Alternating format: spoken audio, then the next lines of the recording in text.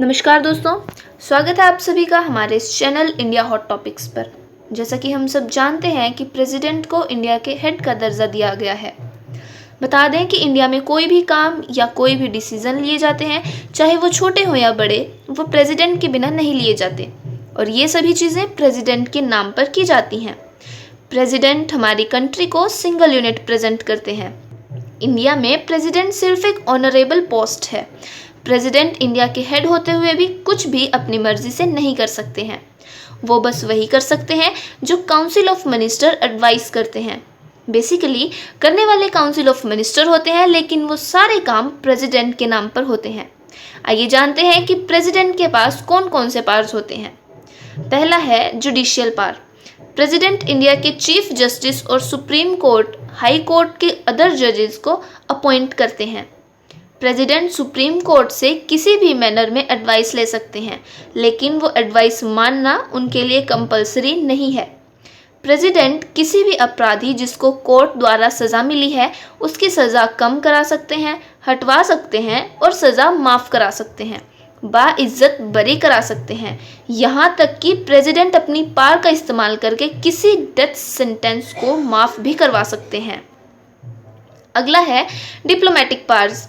India international level पर कोई भी ट्रीटी या एग्रीमेंट नेगोशिएट या साइन करता है तो वो प्रेसिडेंट के बिहाफ पर किया जाता है, लेकिन इसका अप्रूवल पार्लियामेंट से लिया जाता है। प्रेसिडेंट इंडिया को इंटरनेशनल फर्म्स पे अपने डिप्लोमेट्स जैसे एम्बेसडर्स और हाई कमिश्नर्स को भेजकर रिप्रेजेंट करते हैं और फॉरेन एम्बेसडर्स जो इंडिया विजिट करते हैं उनको फैसिलिटेट करते हैं। अगला है लेजिस्लेटिव पावर। लेजिस्लेटिव पावर की बात करें तो प्रेसिडेंट इंडियन पार्लियामेंट का असेंशियल पार्ट होते हैं। पार्लियामेंट में हर साल 3 सेशंस होते हैं। प्रेसिडेंट पार्लियामेंट के सेशन को शुरू और बंद कर सकते हैं। प्रेसिडेंट लोकसभा को डिसॉल्व भी कर सकते हैं, लेकिन ये काम वो तब तक नहीं कर सकते जब तक प्राइम मिनिस्टर उन्हें रिकमेंड ना करें या जब उन्हें लगे कि रूलिंग पार्टी पार्लियामेंट में अपनी मेजॉरिटी खो चुकी है। तब प्रेसिडेंट रूलिंग पार्टी को अपना मेजॉरिटी प्रूव करने के लिए बोलते हैं।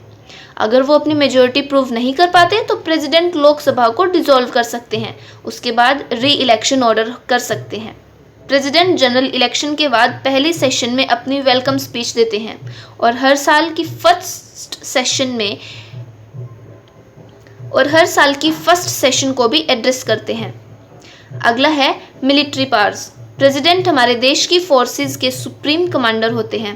प्रेसिडेंट इंडिया डिफेंस के 3 organs, Indian army, Indian navy, Indian air force. President इनके चीफ्स को अपॉइंट करते हैं। प्रेसिडेंट ही किसी कंट्री के साथ वॉर डिक्लेयर कर सकते हैं। एग्जाम्पल के तौर पर अगर इंडिया के साथ किसी दूसरी कंट्री के साथ वर्स्ट सिचुएशन आती है तो प्रेसिडेंट वॉर डिक्लेयर कर सकते हैं और फिर उस वॉर को रोक भी सकते हैं। इन सभी चीज़ों के लिए प्रेसिडेंट को बाद में पार्लियामेंट में अप्रूवल लेना होता है। अगला है एग्जीक्यूटिव पावर्स। प्रेसिडेंट सरकार के नॉमिनल हेड होते हैं। गवर्नमेंट ऑफ इंडिया का कोई भी काम फॉर्मली प्रेसिडेंट के नाम पर किया जाता है। प्रेसिडेंट जनरली इलेक्शन के बाद हमारे देश के प्राइम मिनिस्टर को अपॉइंट करते हैं और फिर वो प्राइम मिनिस्टर की एडवाइस लेकर बाकी काउंसिल ऑफ मिनिस्टर्स को भी अपॉइंट करते हैं। प्रेसिडेंट के पास पावर होती है कि वो कभी भी प्राइम मिनिस्टर से कुछ भी पूछ सकते हैं कि वो या उनके एग्जीक्यूटिव के हेड क्या काम कर रहे हैं। अगला है फाइनेंशियल पावर। प्रेसिडेंट को annual financial statement union budget parliament में शो कराना पड़ता है। ये काम प्रेसिडेंट खुद भी कर सकता है या किसी और से भी करवा सकता है।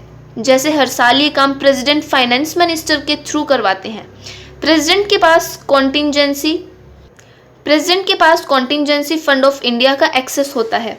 ये फंड नॉर्मल गवर्नमेंट के खजाने से अलग होता है। इस फंड का इस्तेमाल प्रेसिडेंट किसी इमरजेंसी सिचुएशन के टाइम यूज़ कर सकते हैं।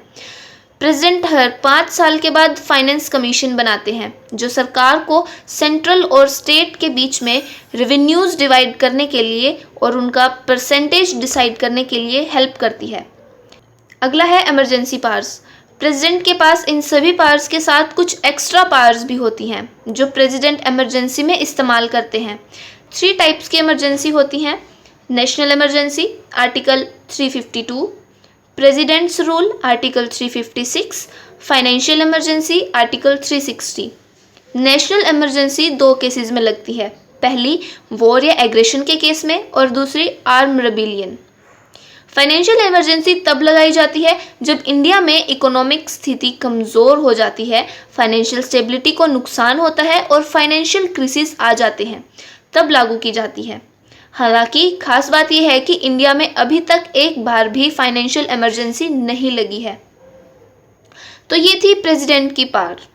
अब आप ये सोच रहे होंगे कि जब प्रेसिडेंट को सारे काम कराने के लिए अप्रूवल लेना होता है तो क्या ज़रूरत है इस पोस्ट की।